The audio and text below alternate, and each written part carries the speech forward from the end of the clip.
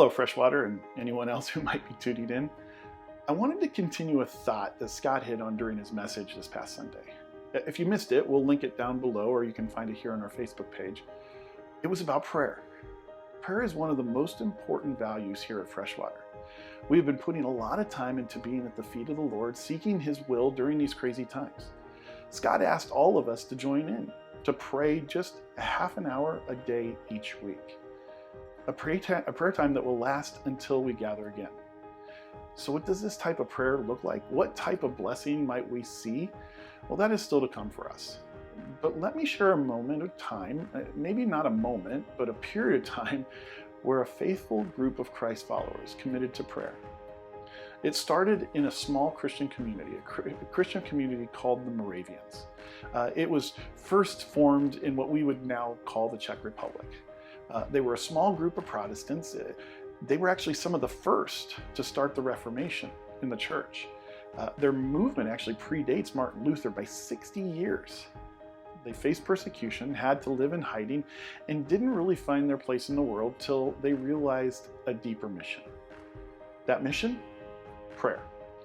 Starting in the spring of 1727, this small group of Christians began to pray, and not a little bit of prayer, but a 24/7 prayer vigil with people committing to an hour each day.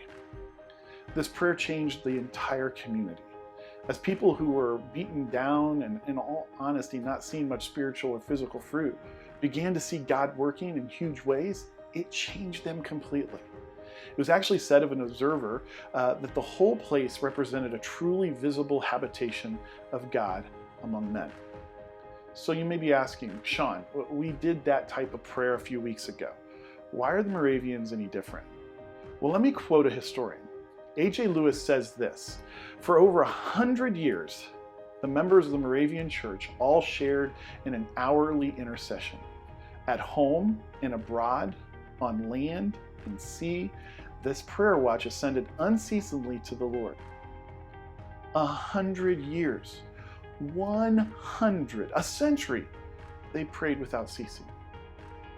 In those years, there are more stories of God's movement than I can go into now, but here are a few highlights. First, they prayed this faith-filled commitment to sharing the gospel. Another one, more than 24 people in the first 6 months commissioned to spreading the gospel to countries around Europe and beyond. In their first 65 years, 300 missionaries sent. And the list goes on and on. A motley group of Bohemians committed to prayer, committed to petitioning God and His will for His kingdom work. What might be the outcome of our time of prayer, Freshwater? What stories will be told of God's movement during this time of focused prayer? It's not for recognition. It's not for praise of our commitment.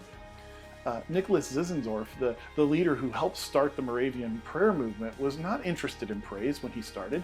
He was quoted as saying this: preach the gospel, die, and be forgotten.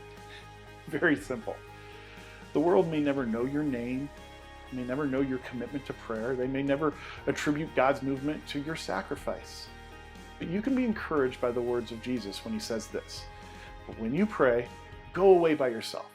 Shut the door behind you and pray to your Father in private. Then your Father, who sees everything, will reward you. Let's be a people of prayer, Freshwater. Hit the link below to sign up for this prayer vigil. It's just a half an hour once per week. And let's be a part of what God's doing. Till next time.